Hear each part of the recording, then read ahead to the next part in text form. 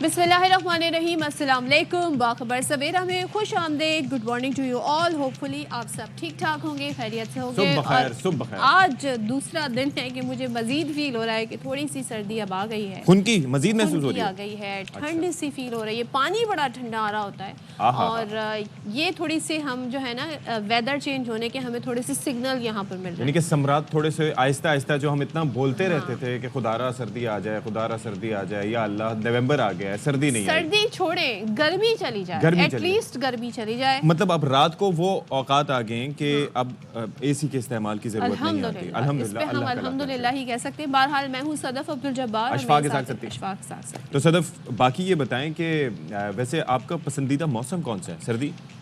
अब तो कराची की सर्दी बोले। कराची की सर्दी ऐसी है जो कि दूसरे शहरों में बहार का मौसम होता है, मुतदिल मौसम होता है। बरसात के मौसम में मुझे सिर्फ बादल छाए हुए अच्छे लगते हैं, हल्की फुल्की ड्रिजलिंग होती रहे, क्योंकि हम जहाँ रहते हैं वहाँ पे सड़कें पानी बर्दाश्त नहीं। लेकिन अगर इस्लामाबाद आपका जाने का इत्तेफाक तो बस फिर तो वहाँ पे बस पोलन सीजन ना हो। हाँ, पोलन सीजन। अच्छा, मैं भी I used to be affected by pollen season और बाकायदा उसका वो कोर्स करना पड़ता था मेडिकेशन का।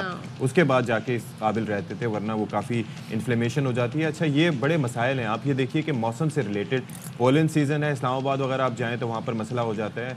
आपको तो मज़ार कायद पे भी मसला हो जाता है? मुझे मज़ार कायद पे, अच्छा वो अगस्त का मंथ था, उसके बाद मैं मज़ार कायद पे ज़ारे शूट थी, वहाँ से जब हम वापस आए उसके बाद मेरी आवाज़ चली गई और उस आवाज़ को वापस आने में सोचे 2 दिन लगा है। कल मैं अपनी फ्रेंड से बात कर रही थी और वो लाहौर में रहती हैं। मैं उनकी आवाज़ सुन के हैरान रह गई। अशफाक बोला नहीं जा रहा था भाई। I was like क्या हुआ? तो शी सेड कि भाई यहाँ पर स्मॉग है और हम सब इसी कैफियत से गुजर रहे हैं। भाई स्मॉग है, एक तो डिप्रेशन उसको देखकर, और जब आप उसको टेस्ट कर रहे होते हैं ऐसा लगता है कोई मेटेलिक सी चीज आपके अंदर जा रही है, कड़वापन। अच्छा जी, जरा अपने नाज़रीन को एक्सप्लेन कर दें ये जो फॉग और स्मॉग की कैफियत आज क्या है, तो जरा हमारी स्क्रीन पर हम जरा दिखा देते हैं, थोड़ा सा इससे आइडिया हो जाएगा।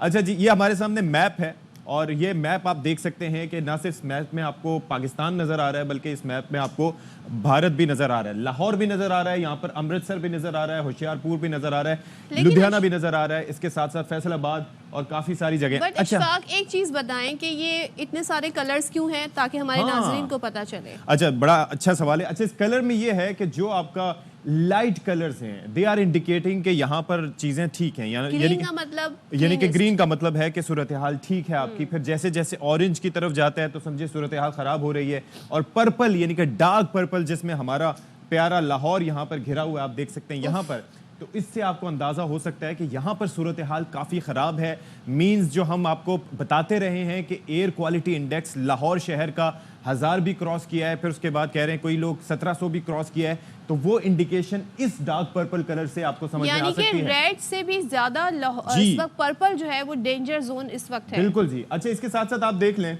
डार्क पर्पल है, it's not just purple but you are good with the colours, तो you can understand it better. इसके साथ साथ ये देखिए कि डेंजरस, ये सारी सिचुएशन पर्पल के साथ साथ ब्लू भी आप देख सकते हैं कि ये डेंजरस है।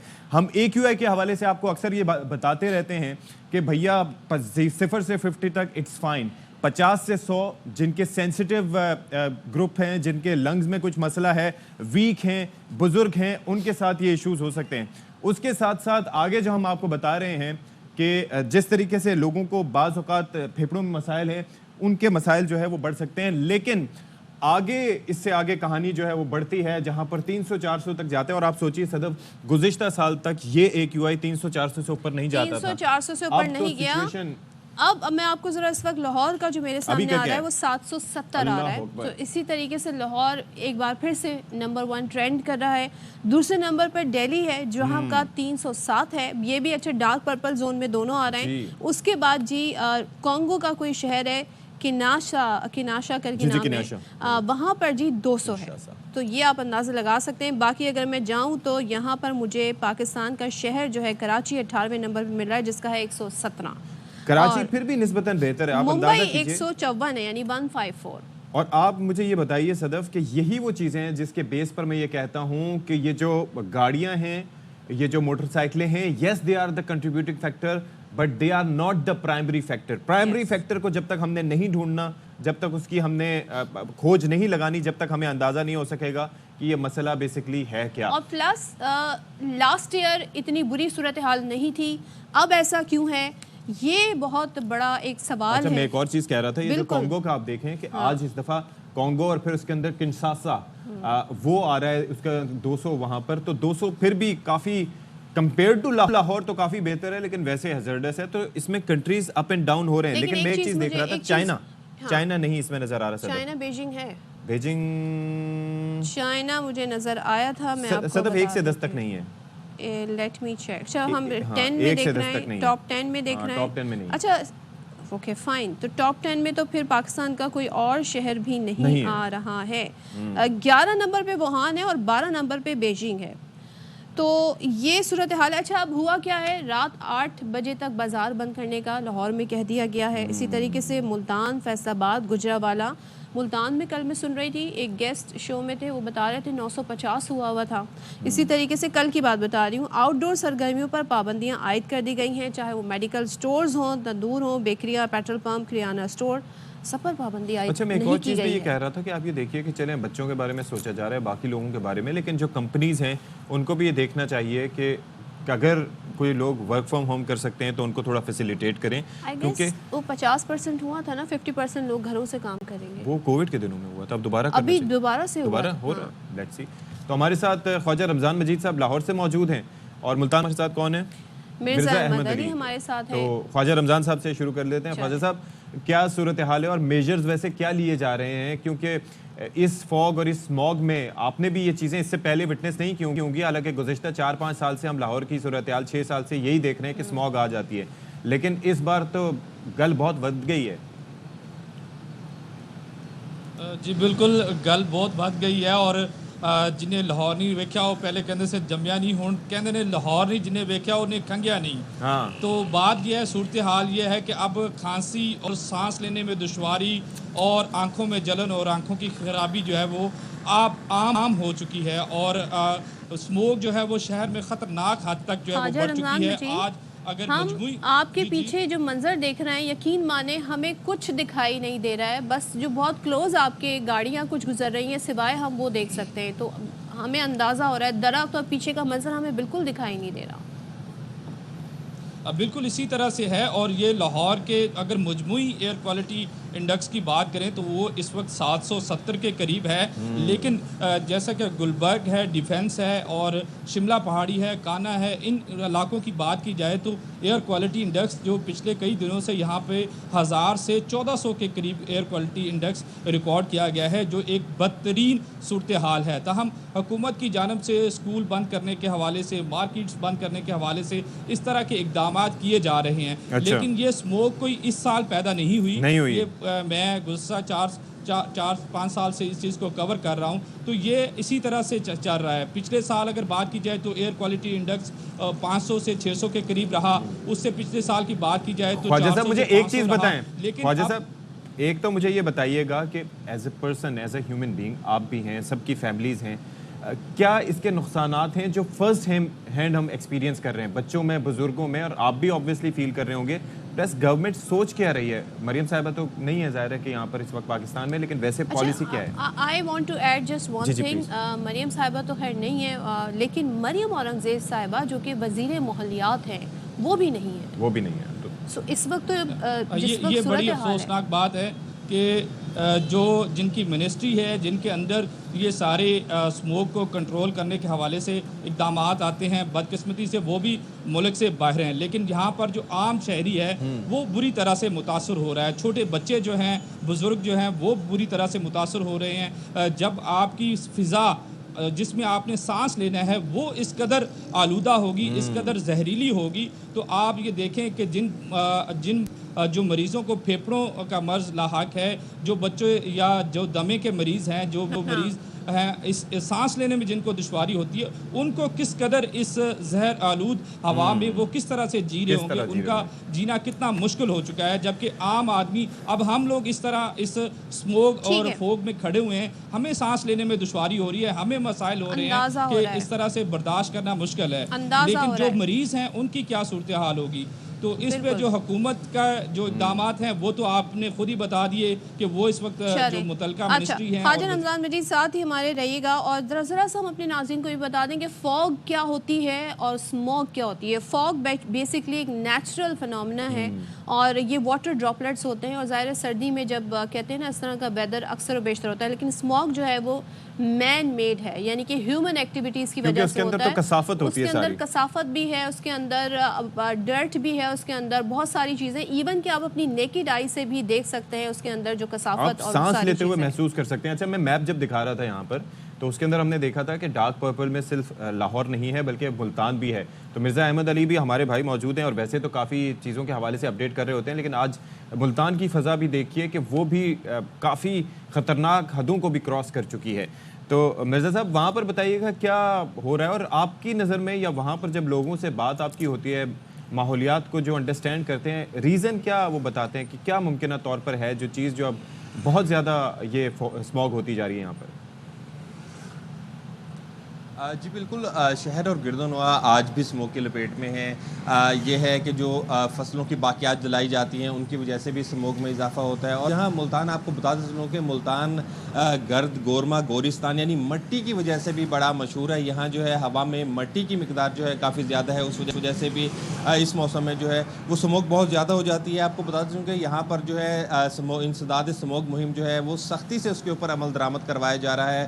سمارٹ لاک ڈاؤن کے تحت رات 8 بجے جو ہیں وہ بازار بند کروائے جا رہے ہیں. گزشتہ رات بھی 18 سے زائد دکانیں, بیکریاں اور ہوٹل جو ہیں ان کو بند کروایا گیا ہے, بلکہ سیل کیا گیا ہے, اور گرفتاریاں بھی عمل میں لائی گئی ہیں. اس کے علاوہ جو ہے ضلع انتظامیہ کی جانب سے خصوصی طور پر جو جرنل بس سٹینڈ ہیں یا ویگن سٹینڈ ہیں وہاں پہ کیمپ لگائے گئے ہیں جہاں لوگوں کو آگاہی دی جا رہی ہے اور ماسک جو ہے ان کو تقسیم کیے جا رہے ہیں. جبکہ محکمہ صحت کی جانب سے بھی ایڈوائزری جاری کی گئی ہے کہ گھروں سے بلا ضرورت جو ہے وہ باہر نہ نکلیں, خاص طور پہ جو بزرگ ہیں اور جو بچے ہیں وہ باہر نہ نکلیں, اور جو کام کاج کے سلسلے میں باہر نکلنے والے ہیں وہ پانی کا استعمال زیادہ کریں اور ماسک کا استعمال زیادہ کریں. جو ویڈا بس ہے یہاں شہریوں کی سہولت کے لیے چلائی گئی تھی. 70 سے زائد ویڈا بسوں کو اس وقت جو ہے آف روڈ کر دیا گیا ہے کیونکہ دھواں چھوڑنے والی گاڑیوں کے خلاف بھی کارروائی جاری ہے. 100 کمرشل گاڑیوں کو بند کیا گیا ہے, مقدمات کا انقراد بھی کیا گیا ہے.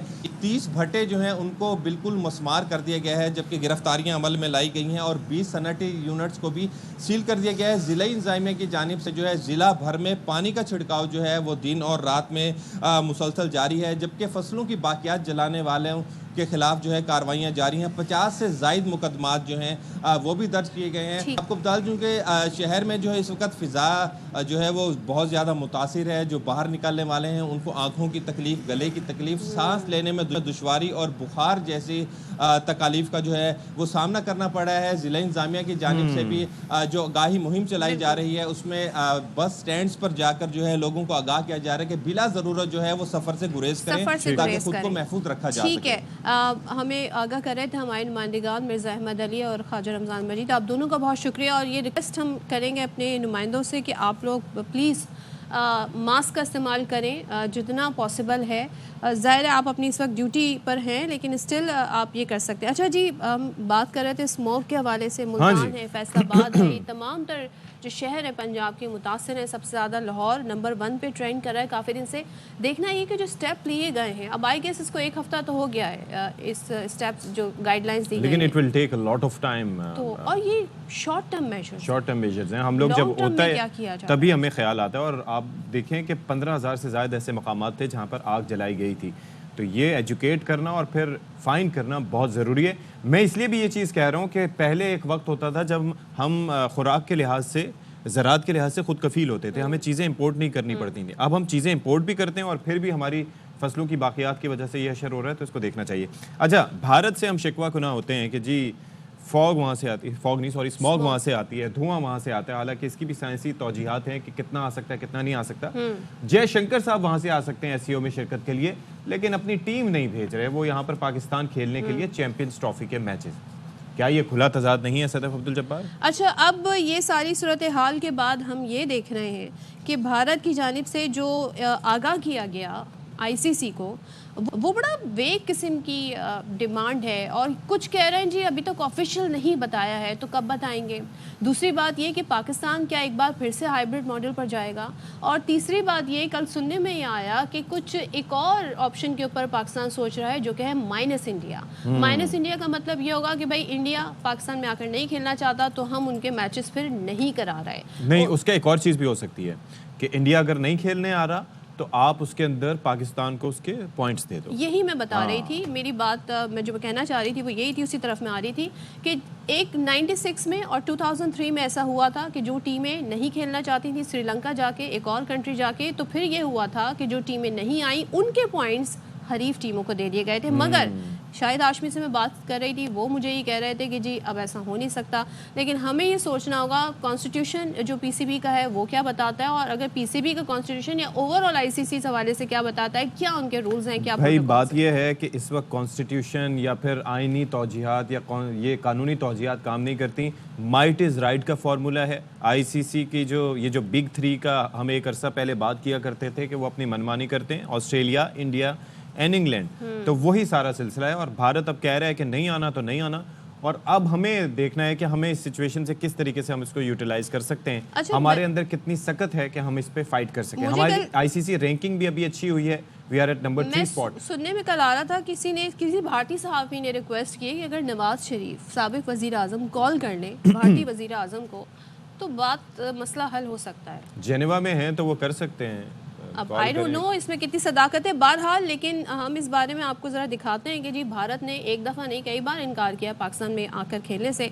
तो चैम्पियंस ट्रॉफी के हवाले से भी यही है, और शायकीन जो है काफ़ी ज़्यादा इस हवाले से मायूस भी होते हैं, और इस पर एक रिपोर्ट दिखाते हैं। जी, तो आपने ये देख लिया सूरत हाल के। वैसे एक मेरा सवाल है, वो ये है, शाहिद हाशमी साहब बेसिकली नुमाइंदा खुसूसी बराए खेल हमारे साथ मौजूद हैं।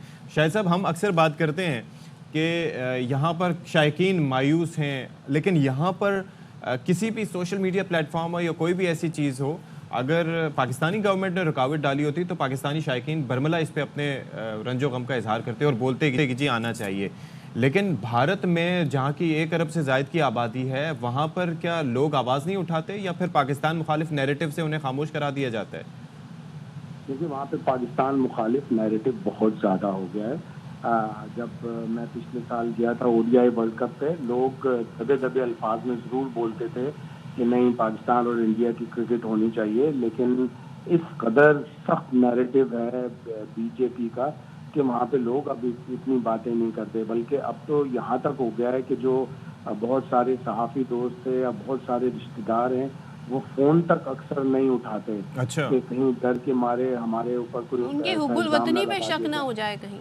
बिल्कुल, व्हाट्सएप पे जवाब इतना नहीं आता। अभी 1-2 समझें कि ख़ानदान में इंतकाल हुए हैं, लेकिन ताज़ियत के लिए जब फ़ोन किया गया तो उन्होंने फ़ोन नहीं उठाया, व्हाट्सएप किया गया तो मैसेज का जवाब नहीं दिया गया। तो ये बहुत ज़्यादा फैल गया है। और बीजेपी, अगर ये वहाँ के लोग कहते हैं, ये मैं नहीं कह रहा, वहाँ के लोगों का तबसरा है कि अगर बीजेपी भारी अक्सरियत से जीतती तो शायद वो अपने मौक़िफ़ में कुछ तब्दीली लाती, लेकिन उनकी काफ़ी सीटें कम हुई हैं, जिससे उनको ये अंदाज़ा हुआ है कि उन्होंने अपना वही नैरेटिव रखना है, पाकिस्तान मुखालिफ रखना है, पाकिस्तान दुश्मनी रखनी है, जिसकी वजह से पहली दफ़ा भारी अक्सरियत। लेकिन शाहिद साहब, मुझे एक चीज़ बताएं, क्या ये जो एक सहाफ़ी मशवरा दे रहे हैं, भारतीय सहाफ़ी, कि साबिक वज़ीर आज़म नवाज शरीफ अगर कॉल कर दें, क्योंकि अच्छे ताल्लुकात हैं उनके नरेंद्र मोदी से, तो मामला कुछ बेहतर हो सकता है? क्या अब माजी में क्रिकेट डिप्लोमेसी हुई है, क्या ऐसा पॉसिबल है, और ऐसा आपके ख्याल में हमें करना चाहिए?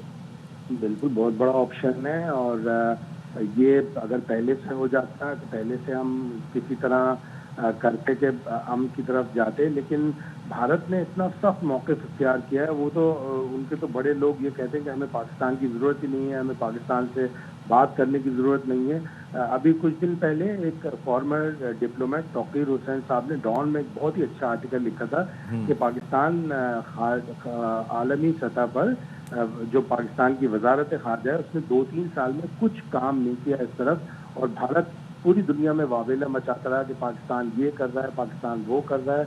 हमने उसके नैरेटिव को रोकने के लिए इतनी स्ट्रॉन्ग कोशिशें नहीं की। कोशिशें ज़रूर की होंगी, लेकिन स्ट्रॉन्ग कोशिशें नहीं। सर, लेकिन सबसे इम्पोर्टेंट बात यह है कि कल जो भारतीय सहाफ़ी थे चंद्रेश, उन्होंने ये बात बड़ी इंपॉर्टेंट की थी कि भाई اگر انکار کرنا تھا تو بھارت کو اسی وقت کر لینا چاہیے تھا جب 3 سال پہلے یہ وینیو ڈیسائیڈ ہو رہا تھا، لیکن اس وقت یہاں سے بھی کسی نے بات نہیں کی اور انہوں نے بھی بات نہیں کی کہ اس وقت تو کوئی اور وہاں پر جا کے بیٹھا ہوگا تو وہ اب دیکھ لیں گے اس وقت. تو یہ شروع میں اگر اعتراضات ہوں تو ٹھیک ہے نا، اس پہ بات ہو سکتی ہے. دیکھیں بھارت اپنی تمام تر کوششیں کرتا ہے کہ کسی نہ کسی طرح پاکستان کو نیچا دکھایا جائے.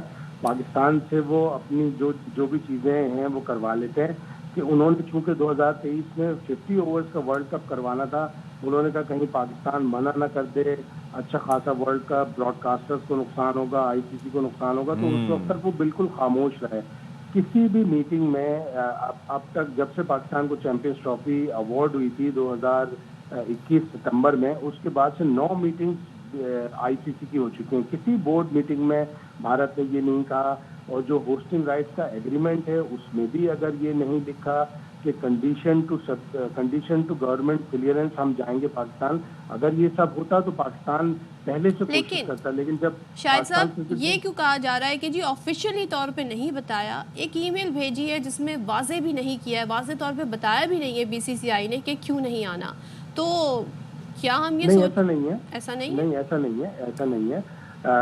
چونکہ یہ آئی سی سی کا ٹورنامنٹ ہے، اس لیے کوئی بھی ممبر ملک ودرا کرنے سے پہلے آئی سی سی کو بتائے گا، ہوسٹ کنٹری کو نہیں بتائے گا.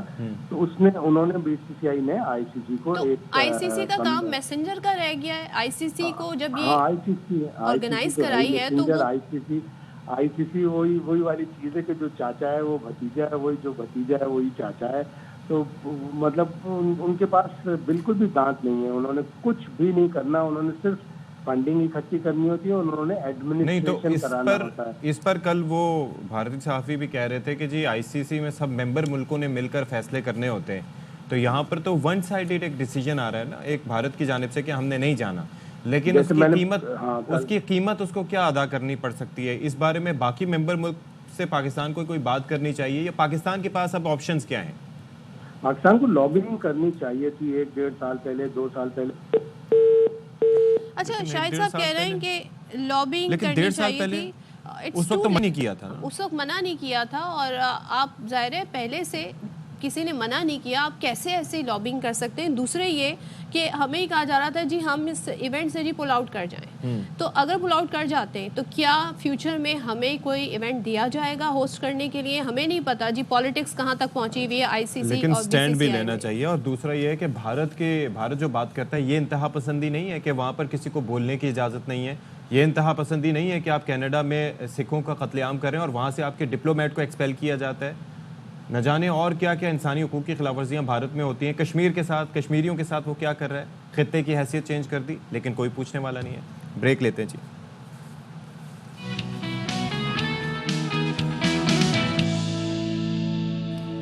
Welcome back once again. اور اس سے پہلے جیسے کہ ہم کرکٹ کے حوالے سے بات کر رہے تھے اس کی طرف مزید جائیں، ایک بریکنگ نیوز آپ کے ساتھ شیئر کر لیتے ہیں. جناح انٹرنیشنل ایئرپورٹ کے قریب چینی قافلے پر دہشت گردی کرنے والا فہد کراچی میں 3 دن تک کہاں گھومتا رہا؟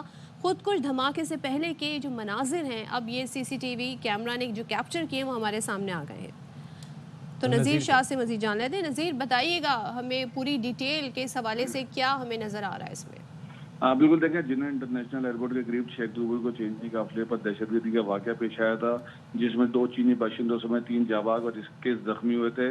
اس واقعے سے متعلق خصوصی مناظر اور مبنی سی سی ٹی وی فوٹیجز حاصل کی ہیں، جس میں دیکھا جا سکتا ہے کہ دہشت گرد شافاد کراچی پہنچنے کے بعد 3 دن تک کہاں گھومتا رہا، دھماکہ کیسے کیا. سب سے پہلے اپنے ساتھی خاتون کے ساتھ 4 اکتوبر کو شام 5 بجے ہب ٹال پلازا کراس کر کے کراچی میں داخل ہوا. اس کے بعد رات 10:33 پر صدر کے ہوٹل میں کمرہ حاصل کیا اور وہیں رہا، اور دوسرے دن 5 اکتوبر کو صبح 10:57 پر اپنی گاڑی سے نکلا اور صدر میں سونی سینٹر، ایمپریس مارکیٹ اور ریمبو سینٹر کراس کرنے کے بعد مختلف علاقوں میں گھوما، اور اس کے بعد ڈی ایچ اے فیز 1 کے سگنل سے اختر کالونی اور پھر خیابان اتحاد سگنل کی جانب گیا. اس کے بعد اسی روز شام 5:15 بجے شارع فیصل پر ایئرپورٹ کے قریب جو پیٹرول پمپ کراس کر کے ایئرپورٹ کے قریب پہنچا، جائزہ لیا اور واپس 6:29 پر صدر زینب مارکیٹ سے ہوتا ہوا دوبارہ اپنے ہوٹل پہنچ گیا اور پھر وہیں رہا. اور پھر جس دن دہشت گردی 6 اکتوبر کو کی گئی تھی، یہ شافات کو ہوٹل کے کاؤنٹر پر دیکھا جا سکتا ہے کہ ہلاک دہشت گرد دوپہر 12:19 پر ہوٹل سے نکلا اور پیراڈائز ہوٹل، ایٹریم اور آواری ٹاور سے شارع فیصل کی جانب آیا. اسٹیٹ گیسٹ ہاؤس، باغ جناح और दीगर जगहों के चक्कर लगाता रहा और शाम को 4:20 पर शार फैसल फयाज सेंटर क्रॉस किया और शाम को बहादुराबाद चार मीनार के करीब एक चाय के होटल पर पहुंचा, जहां इसको सिगरेट पीकर चाय के होटल के अंदर जाते देखा जा सकता है। उसके बाद ये अपने 2 साथियों समेत एयरपोर्ट पहुंचा, जहां इसका एक साथी जो काले पैंट शर्ट में, उसको एयरपोर्ट के ऊपर डिपार्चर की जानिब देखा जा सकता है। वो पैदल चलता हो गया और पैंट शर्ट पहने साथी दहशतगर्द ने ऊपर खड़े होकर पहले रेकी की और जैसे ही चीनी काफिला वहां से निकला तो दहशतगर्द ने फोन पर शाहबाद को इतला दी और काफिला करीब पहुंचते शाहबाद ने खुद को ही धमाका कर दिया। इस धमाके से कबल उसने अपने PLA के जो हुकाम है उनको एक वीडियो बयान भी बनाकर भेजा था और ये CCTV फुटेज पहली मरतबा सामने आई है जिसमें बाकायदा धमाका होते हुए भी देखा जा सकता है।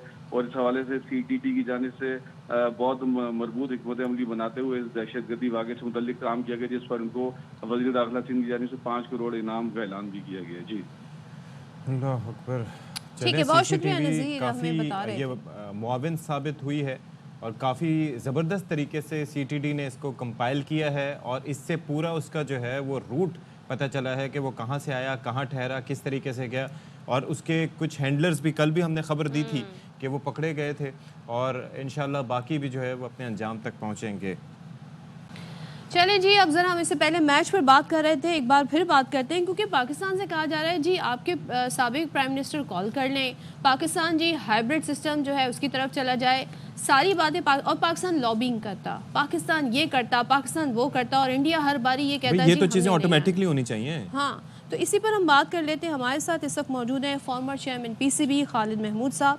खालिद महमूद साहब, बहुत शुक्रिया आपका, थोड़ा सा हमें गाइड कीजिएगा, क्या हर बार यही होगा और ऐसा होता भी रहा है कि जब भी भारत मना करेगा हम हाइब्रिड सिस्टम की तरफ चले जाएंगे? इस वक्त हम सोच रहे हैं जी अब हम लाइन ड्रॉ करेंगे और हम इस सारे उससे पुल आउट हो जाएंगे, तो इसका नुकसान भी हमें ही होगा। तो ये किस तरीके से मसला हल किया जा सकता है?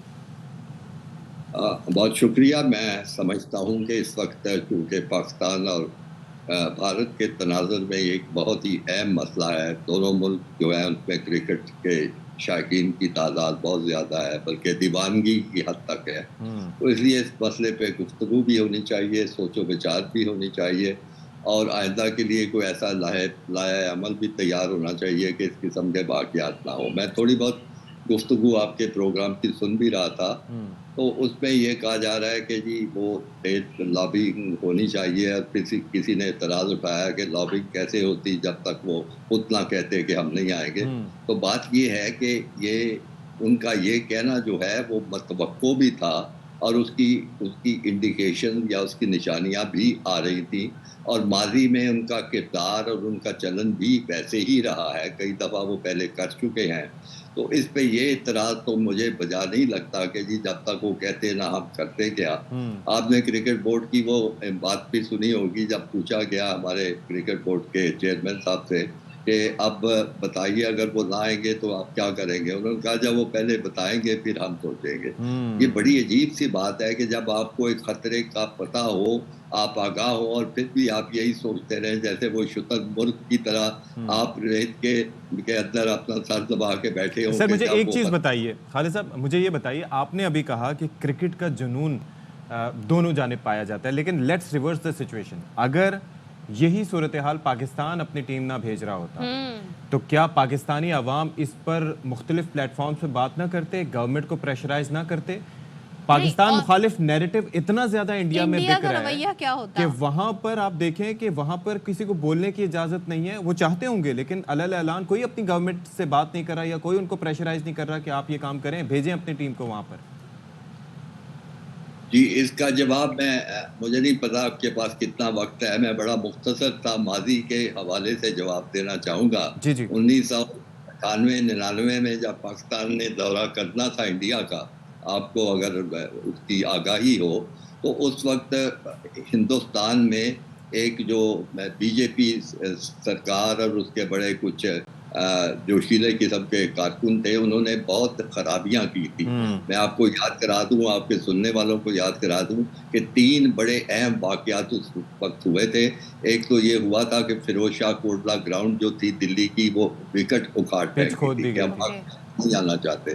پھر دوسرا کام یہ انہوں نے کیا کہ وینکڈے اسٹیڈیم جو بامبے میں ہے, جس کو اب پتہ نہیں ممبئی کے کیا نام دیا ہے, وہاں پہ انہوں نے وہ جو تھا ان کے دفتر میں توڑ پھوڑ کر دی. تیسرا کام انہوں نے کیا تھا کلکتے میں, جو ان کا ایک بڑا اہم عہدیدار تھا, اس کے گھر پہ حملہ کر دیا تھا اور یہ کہا تھا کہ پاکستان نہیں آئے گا. تو پھر مجھ سے میں اس وقت چیئرمین تھا کرکٹ بورڈ کا, رابطہ کیا کہ جی آپ ٹیم کب بھیجیں گے. میں نے کہا میں ٹیم نہیں بھیجوں گا. کیوں نہیں بھیجیں گے؟ میں نے کہا ان حالات میں آپ سمجھتے ہیں کہ میں اپنی ٹیم کو خطرے میں ڈال سکتا ہوں؟ انہوں نے کہا نہیں, یہ سب کچھ لوگ ایسے ہیں دیوانے سے جو یہ کر رہے ہیں, لیکن پوری سیکیورٹی, پورا بندوبست, پوری حفاظت ہوگی. میں نے کہا مجھے آپ کی سرکار سے یہ یقین دہانی چاہیے ہوگی. انہوں نے کہا جی وہ بھی ہو جائے گی. اس کے نتیجے میں ان کے وزیر کھیل کی طرف سے ایک پبلک سٹیٹمنٹ آئی, ساری اخباروں میں چھپی, کہ ہم چاہتے ہیں کہ پاکستان آئے اور ہم ان کی پوری حفاظت کریں گے. انہوں نے کہا جی ہم نے وہ آپ کا مطالبہ پورا کر دیا. میں نے کہا یہ مطالبہ جب ہندوستان پاکستان کا معاملہ ہو تو وزیر جو ہے وہ ایک چھوٹا لیول ہے, اس سے اوپر مجھے ایشورنس چاہیے. آپ یقین مانیں 2 یا 3 دن کے اندر ان کے اس وقت کے وزیر اعظم تھے اٹل بہاری واجپئی صاحب, ان کا بیان آیا کہ ہم چاہتے ہیں پاکستان آئے اور ہم ان کی پوری حفاظت کریں گے.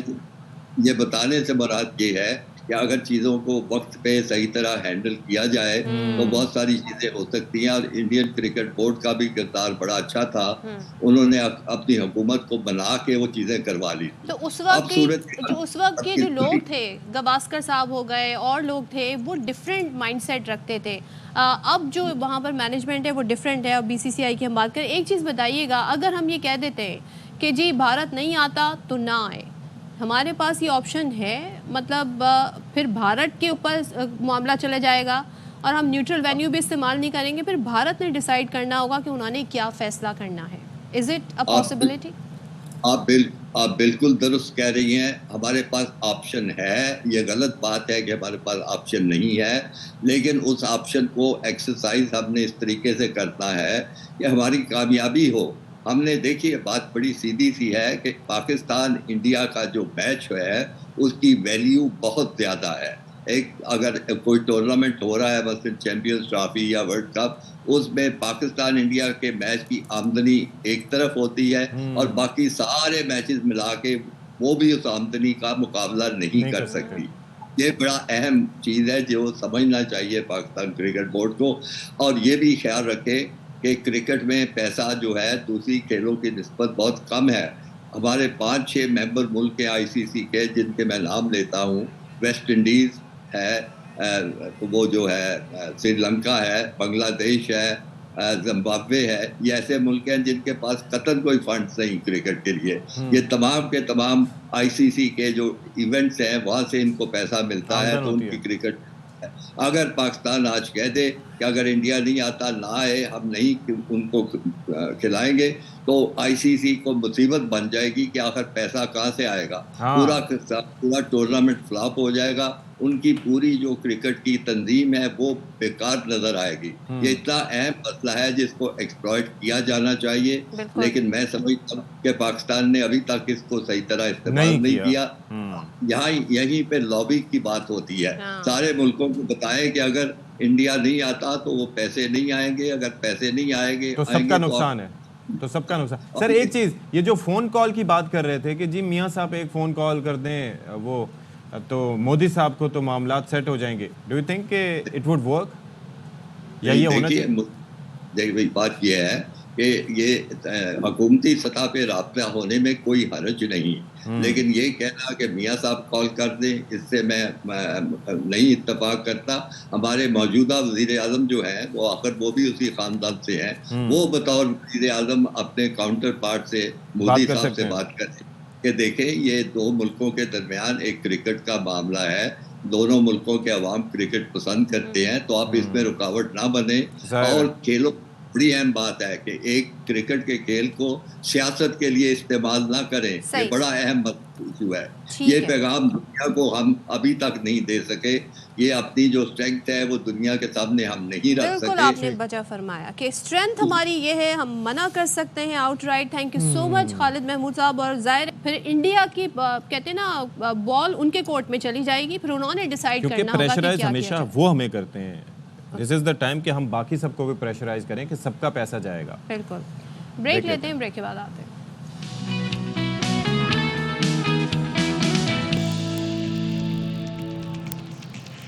اور جب ہم بات کر رہے ہیں کھیلوں کی تو بھارت سیاست سے باز نہیں آ رہا. ابھی آپ نے کرکٹ کا سارا معاملہ دیکھ لیا جو کہ ابھی اس کو کسی بھی طریقے سے ریزالو بھی ہونا ہے. لیٹس سی کیا ہوتا ہے, فیب میں کوئی زیادہ دن نہیں رہ گئے ہیں.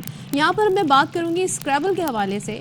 ایک طرف ہم دیکھتے ہیں کہ وہ کرکٹ ٹیم کو نہیں بھیج رہا ہے, دوسری طرف اسکریبل چیمپئن شپ کے لیے پاکستانی ٹیم اور آفیشلز کو ویزے جاری نہیں کیے گئے, جس کی وجہ سے پاکستان ایشین یوتھ اسکریبل چیمپئن شپ کے ٹائٹل کا دفاع کرنے سے محروم ہو گیا ہے. اور یہ وہ لوگ ہیں یا یہ وہ ٹیم ہے جو پہلے بھی بھارت کا دورہ کرتے رہے اور ان کو ویزے ایشو ہو جاتے تھے, لیکن اس بار ایسا نہیں ہوا. اچھا, اس میں جن پلیئرز کو ویزے جاری نہیں کیے ان میں ورلڈ یوتھ چیمپئن علی سلمان بھی شامل ہیں.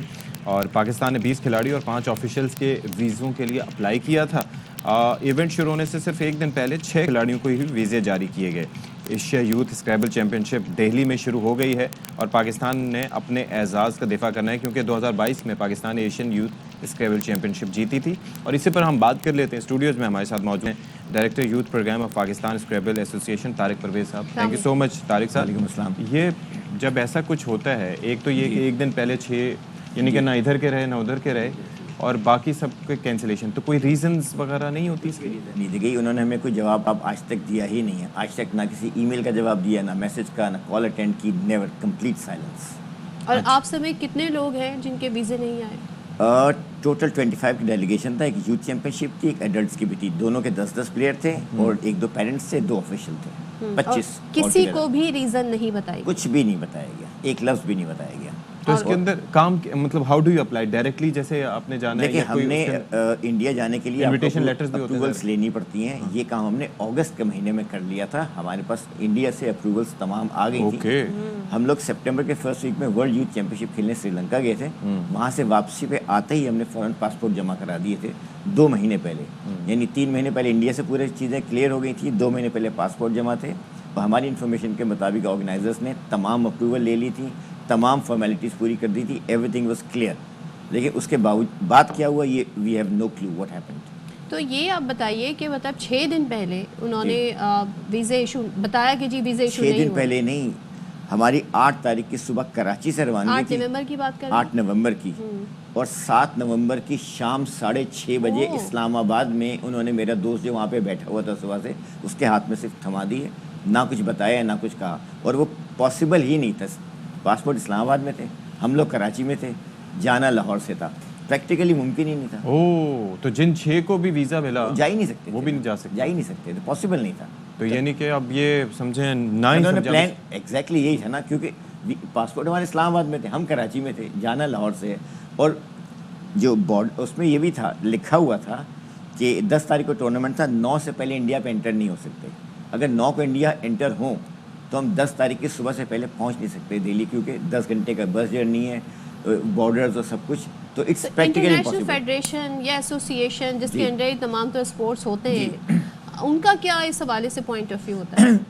اس کا پوائنٹ آف ویو, اس کا اجلاس ہوگا تو ہم بات کریں گے. جو اس کی جو ورلڈ یوتھ کمیٹی ہے اس کا میں چیئرمین ہوں. اچھا. اور جو ایشین اسکریبل فیڈریشن ابھی ریسنٹلی بنی ہے اس کا میں پہلا پریزیڈنٹ ہوں. تو آبویسلی اس کو بہت اسٹرانگلی لیا جائے گا. لیکن اس کے اوپر بھارت کا ریئیکشن بھی تو میٹر کرتا ہے کہ ان کی جانب سے آپ دیکھیں جہاں سے آپ نے اپروولز وغیرہ لیے تھے, آپ نے ان کو انٹیمیٹ کیا ہے اس پہ کہ یہ ہو رہا ہے؟ میں ان کے ساتھ ہر منٹ رابطے میں تھا. اور وہ کیا کہتے ہیں؟ They were surprise. جو انڈین اسکریبل فیڈریشن والے ہیں, they are all over friends. ہم پچھلے 10-20 سالوں سے ٹورنامنٹس میں ملتے رہتے ہیں. ان کی بھرپور خواہش تھی, کیونکہ پاکستان کے بغیر تو اس ٹورنامنٹ میں کچھ شام رہا ہی نہیں. انہوں نے پوری کوشش کی, بہت محنت کی, سب کچھ کیا. آخری لمحے تک کہتے رہے ہو جائے گا, ہم نے سب کچھ کیا اور فکر نہ کریں. اور جب نہیں ہوا تو he was stunned, they were stunned. حیران رہ گئے تھے کہ کیا ہوا. یہ جو ہم ٹرینڈ دیکھ رہے ہیں اب بھارت تو خیر کرکٹ میں تو ظاہر ہے وہاں پر ایک امپیکٹ زیادہ ہوتا ہے نہ کہنے کا, لیکن باقی کھیلوں میں ہم دیکھتے تھے ان کی ٹیم بھی آ جاتی تھی اور ٹورنامنٹ دونوں ٹیموں میں آپس میں ہوتے ہیں. آپ کو کیا لگتا ہے اس بار کیوں اتنا ڈفرینٹ انہوں نے طریقہ اپنایا ہے؟ اس کے جو ریزن ہے اس کے بارے میں کہہ نہیں سکتا. میں اسکریبل کے بارے میں جانتا ہوں.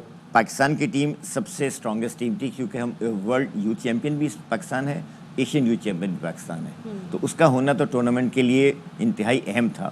ٹورنامنٹ آرگنائزرز کی پوری خواہش تھی, پوری کوشش تھی, اور انہوں نے بہت تعاون کیا احمد سے, انہوں نے بھرپور تعاون کیا ہمارے ساتھ, لیکن جن لوگوں نے روکنا تھا انہوں نے روک لیا. ہم بھی مایوس ہوئے, وہ ہم سے زیادہ مایوس ہوئے. اس میں رینکنگ سے فرق کس کا, اس سے جو علی سلمان ہے ان کی رینکنگ پہ کوئی فرق پڑے گا؟ نہیں. دوسرا یہ ہے کہ اب ان کے نہ جانے سے یا آپ لوگوں کے نہ جانے سے فائدہ کون سے ملک کو پہنچے گا؟ انڈیا کو.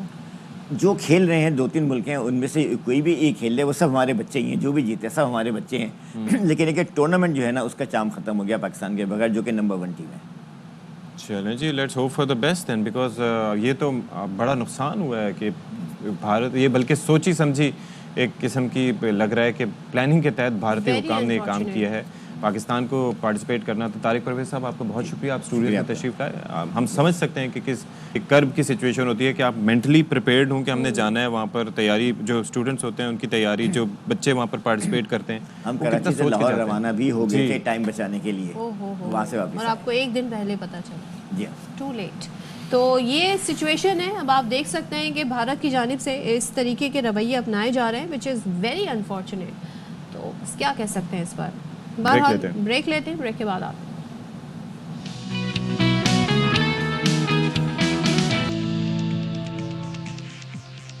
السلام علیکم, باخبر سویرا میں ایک بار پھر سے آپ سب کا خیر مقدم ہو. 10:04 ہو چکے ہیں اور میں بس یہ سوچ رہا تھا کہ وہ ایک وقت ہوتا تھا جب کہا کرتے تھے کہ جتنا ٹیکس لگا رہے ہیں تو ایک وقت آئے گا کہ سانس لینے پر بھی ٹیکس ہوگا. تو اب لاہور اور اس کی گردنواح میں, پنجاب میں, ملتان میں, سب جگہ یہی سچویشن. اور ابھی تو کے پی میں بھی ہم نے دیکھا کہ اس کے اثرات دیکھے کہ سوچئے آپ گھر کے باہر نہیں محفوظ, گھر کے اندر نہیں محفوظ, اور ابھی تو کوئی اسٹڈیز بھی نہیں ہوئی ہیں کہ جو بتا سکیں کہ یہ کتنی نقصان دہ ہے, کیونکہ یہ فینومینا گزشتہ 8-10 سال پرانا ہے, اس سے زیادہ نہیں. 5 سال پہلے یہ الارم ریز کر دیا گیا تھا کہ ہمیں فوری طور پر کوئی ایمرجنسی اقدامات اٹھانے ہوں گے, اور ہم شارٹ ٹرم ہمیشہ سے ہم یہ دیکھتے ہیں جی ہر سال یہی ہوتا ہے, اسکول بند کر دیے, کالجز بند کر دیے, دکانوں کو, مارکیٹس کو کہا گیا. اور میں یہ دیکھ رہی تھی ابھی کہ 8 بجے تو مارکیٹ بند بھی نہیں ہوں گی, کچھ جگہ تو ہوئی بھی نہیں. تو پالیسی پر پوری طرح امپلیمنٹیشن بھی نہیں ہو پا رہا ہے. دوسرے وہی بات آپ کی کہ ابھی بہت ساری اسٹڈیز ہونا باقی ہیں, اور اس سے نمٹنا کیسے ہے اس پر مل بیٹھنا ضروری ہے. بلا شبہ یہ چیز بڑی ضروری ہے کہ ہمیں مل بیٹھنا چاہیے. اور اگر ہم پنجاب کی بات کریں, جو فضائی آلودگی کی بات کریں, تو وہ ہر گزرتے دن کے ساتھ صدف بڑھتی چلی جا رہی ہے, ہوش ربا اضافہ ہو گیا ہے. اچھا جی, 5 ڈویژنز مزید ہیں جہاں پر اسکول کالجز بند کر دیے گئے ہیں, اور اس حوالے سے محکمہ موسمیات نے نوٹیفیکیشن جاری کر دیا ہے. تو حسن حفیظ سے ہم ذرا ڈیٹیل جان لیتے ہیں. حسن بتائیے گا, یہ 5 ڈویژنز ڈفرینٹ ہیں, جہاں پہلے یہ کہا گیا تھا کہ اسکول بند ہوں گے, یہ دوسرے ہیں کیا؟ ذرا ہمیں ڈیٹیل نہیں بتائیں. جی بالکل, یہ محکمہ ماحولیات نے آج ایک اور فیصلہ کیا ہے. اسموک کی بدترین صورتحال ہے اور والدین بچے جو ہے مختلف بیماریوں میں مبتلا ہونے کے خدشے کے پیش نظر مزید 5 ڈویژن کے اسکول جو کالجز ہیں وہ بند کر دیے گئے ہیں. پہلے جو سٹیپ میں 5 ڈویژن میں بند کیے گئے تھے, مزید 5 کر دیے گئے ہیں. اور ان مزید 5 ڈویژن میں سرگودا اور راولپنڈی ڈویژن کے تعلیمی ادارے شامل ہیں, جس میں ڈیرہ غازی خان, بہاولپور, ساہیوال ڈویژن کے تعلیمی ادارے بند کر دیے گئے ہیں. نرسری سے 12ویں جماعت تک کے تعلیمی ادارے بند رہیں گے. اور محکمہ ماحولیات نے یہ فیصلے کا اطلاق جو ہے 13 نومبر سے 17 نومبر تک کیا جائے گا. ابھی تھوڑی دیر بعد جو ہے وہ اسکول ایجوکیشن کی طرف سے بھی یہ نوٹیفیکیشن جاری کیا جائے گا. اس کے ساتھ اس نوٹیفیکیشن میں یہ بھی لکھا ہوا ہے کہ تعلیمی ادارے, اکیڈمک ٹیوشن سینٹر بھی بند رہیں گے. اور گجرانوالہ, لاہور, ملتان, فیصل آباد ڈویژن میں بندش کا فیصلہ برقرار جو کہ پہلے سے ہے وہ رہے گا. اس کے ساتھ ساتھ کوشش کی جائے گی, یہ بھی لکھا ہے نوٹیفیکیشن میں, کہ آن لائن کلاسز جو ہے وہ دی جائیں تاکہ سلیبس جو ہے وہ اپنے ٹائم پہ مکمل ہو.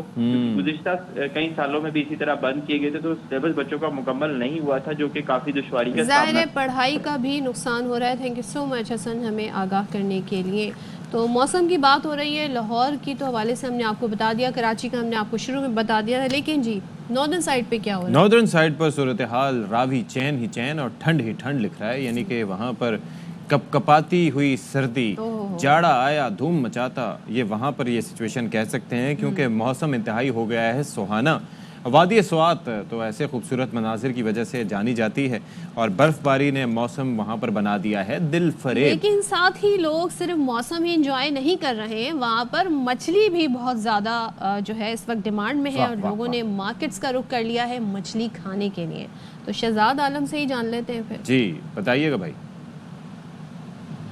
جی بالکل، گزشتہ شامی سے منگورہ شہر کے علاقوں میں بارش، جبکہ جو بالائی علاقے ہیں وہاں پر پہاڑوں پر برف باری کا سلسلہ شروع ہونے کے بعد موسم نہایت ہی سرد ہو گیا، جس کے باعث لوگوں نے گرم خوراکوں کا رخ کر لیا۔ اور اس وقت میں مشہور فش مارکیٹ میں، جہاں پر بڑی تعداد میں لوگ آئے ہوئے ہیں اور وہ یہاں پر مچھلی خرید کر سردی کی شدت کو کم کرنے کے لیے مچھلی کا استعمال کر رہے ہیں۔ اس کے ساتھ ساتھ جو ڈرائی فروٹس ہے، جو چپلی کباب ہے، تو وہاں کی دکانوں پر بھی عوام کا رش امڑ آیا ہے۔ کہ اس وقت ہم پوچھتے ہیں امیر صاحب، یہ بتائیں کہ جو مچھلی ہے اور سواد کی ٹراؤٹ فش بھی ملتی ہے؟